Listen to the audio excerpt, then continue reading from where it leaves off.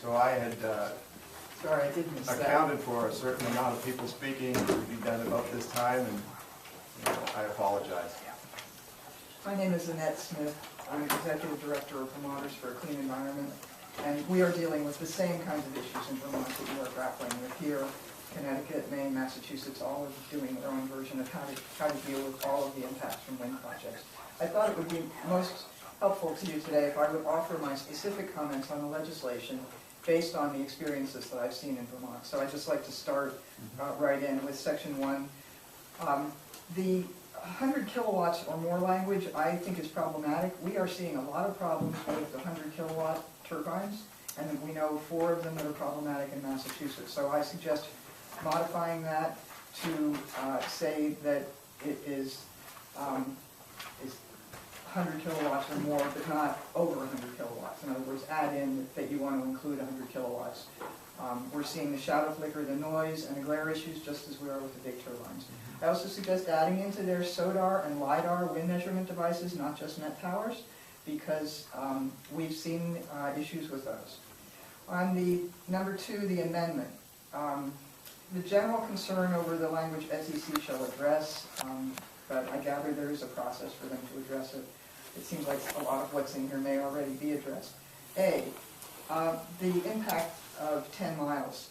We're seeing impacts going out 20 miles. The reference to the lights, neon, I would call it a ribbon effect. I've seen the lights from the Sheffield turbine 17 miles away, and I wasn't looking for it, and I was shocked by this array of lights. So I suggest you change that to 20 miles. On B, the cumulative impacts, I suggest that you add language that refers to habitat fragmentation and wildlife connectivity, and also regional cumulative impacts, because we've got these projects going from Maine, New Hampshire, Vermont, and to Massachusetts, and the migratory flyways are in, so I agree there needs to be some more clarification on what cumulative impact means. D, or C, add after requirements from property lines, because the issue is not to the home. We're seeing regulations in Vermont or approvals that have noise standards to the home. Those need to be to the property lines. I suggest removing the word undue in C, because the impacts are on health and safety shouldn't have to rise to a level of undue, which is a legal definition in Vermont, to be addressed. I mean, people are getting sick all around these projects.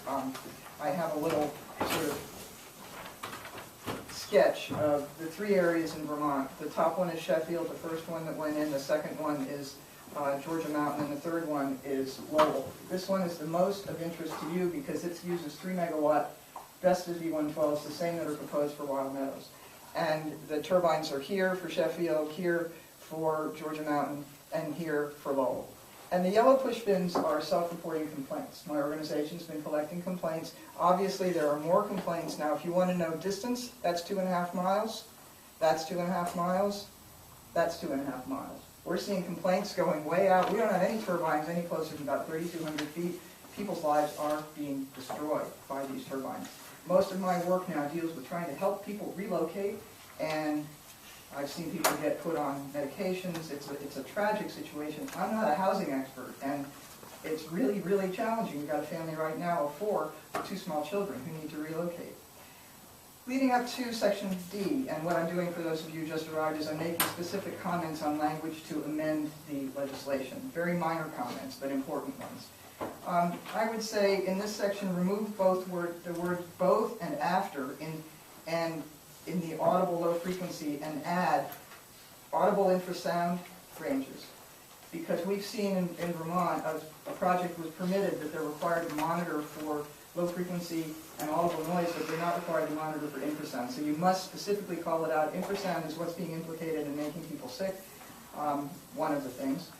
And after independent monitoring, add in chosen through a community-based stakeholder process. And I suggest adding some language to encourage development of a robust post-construction complaint resolution process, because that's the real problem. Once these things are up, what do you do? And there is no process in place to address the complaints. On E, You suggest adding language in this section to incorporate studies of impacts to wildlife from existing large wind energy projects and include wildlife in general. So in other words, you already have some projects here that you can learn from. You don't need to just start over. For instance, there have been 2 critical studies up in the Coos County project on marten habitat, and you should definitely incorporate those. The residents of the areas with existing projects in Vermont all note a dramatic change in wildlife, and not just these threatened and endangered species, but your basic deer, moose, bear. They're not up on the mountains anymore. They've come down below. Their whole habitat has been changed. The common phrase is, the wildlife are gone. And so learn from existing projects. I also suggest adding in that section water, because these mountains are our reservoirs. They're our catchments. We're not paying anywhere near enough attention to the attributes that these mountains have in terms of addressing climate change. And so it's very important to add water in, not just natural resources in general. I'm going to give you one copy of this book, which you can also read online. It includes photos of the Coos County project.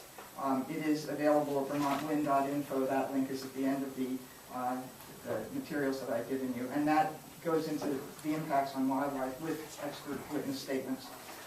G, I very much support this section, and in Vermont, the CPGs for all 4 permitted wind projects include the same wording, that the decommissioning fund shall represent the full estimated cost of decommissioning without netting out estimated salvage value. That's a quote from the Sheffield wind project back in August of 2007. Iberdrola has a permitted project. They've agreed to it. The idea that this is a problem is not true. H, as with E above, we suggest this section be revised to direct the SEC to incorporate lessons learned from existing wind projects. Does mitigation work? How do you mitigate to protect health? What kind of mitigation works to offset negative impacts on property values? Without some understanding of what's been tried, this language implies there is a solution, when experience may show that things like insulating homes or buying neighbors' window blinds to address noise and shadow flicker do not work. Suggest adding a section that encourages developers to work with communities in the development of projects pre-application, especially through community-based stakeholder processes, which have been the subject of several Department of Energy-sponsored workshops held in New England that grew out of concern by the Department of Energy that developers were not doing a good enough job sharing the benefits with communities through a mutual gains negotiation process. And I've participated in 2 of those, and I've asked 4 or 5 wind developers, please do it differently, and they haven't. And so this whole idea that somebody from out of state, out of this country, comes in, plunks a huge project down in your neighborhood and says, we're going to do this, and you have to hire your own lawyers and experts in the process.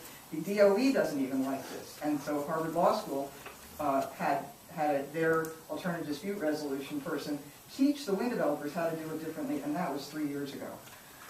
On the Roman numeral 3, suggests adding language that protects affected landowners from having to hire their own legal counsel in order to make use of the property value guarantee provision, such as provide property value guarantee and funding for legal counsel if necessary to affected landowners. And I offer for you this postcard that we did that is of the Leinster project, where I drove around there 2 years ago, and it happened to be the month after the New Hampshire UNH study was done, showing there were no impacts on property values. And my main purpose in this is to show you the picture on the front, which I went around with a GPS camera and just photographed all of the for sale signs. None of those for sale signs were mentioned. It's not mentioned in the UNH study that there are all these properties for sale around the project. We have people in Vermont who are trying to sell property and are having absolutely no luck. There's no interest in it.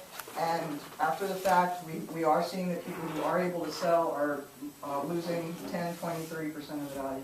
And I'm sorry that I don't have more time, but if you have any, I would like to address your question, ma'am. Yes, certainly. I did ask an appraiser about how a property value guarantee works. And he said that he has seen one landowner try and exercise it. This is out in the Midwest. And they were stumped by the fact that they had to hire their own lawyer to do it. And that's why I suggest that language. Thank you very much. And I thank the committee very much for hearing. And if you have any questions, we'll be back. Any questions of the committee? Senator Bradley? Could you, especially now that Senator Rodell's back, and he may recognize some of these areas, Sure. being a native of Leinster. If I'm understanding this correctly, the area in red That's the wind project. is the wind project, and all of these. Yellow push pins were all for sale signs, all of which I photographed with a GPS camera. And And the reason that there aren't any off to the right is because that's a whole conserved area, and there's like 1 or 2 properties off to the right. Normally, you would expect to see more harm. We are seeing more harm to the east because of the wind flows. And so do you know if this is higher than usual activity in terms of sales, or were people simply not able to sell properties? I mean, We drove all around This Webster, and is- there are other ponds, like Long Pond and other areas. There just wasn't anything like that anywhere around. Now, there may be explanations for it. My main point in showing this to you, though, is this UNH study about Leominster keeps coming up, and they never even addressed that there's all these properties for sale. So there may be other reasons, but I do know I have a friend who owns property in Leominster, that there have been many people who have had to sign deals. You know, they sign the good neighbor agreement, and then they get some money. They bought blinds for people. There was one property that I know was sold at auction because it was some of Massachusetts landowner, gorgeous property, and I don't know what the results of that were. But the UNH study, I believe, is flawed, and it should not be considered when they don't address the fact that there's all these properties for sale within the proximity of the wind property. Thank you very much for your testimony. Thank you.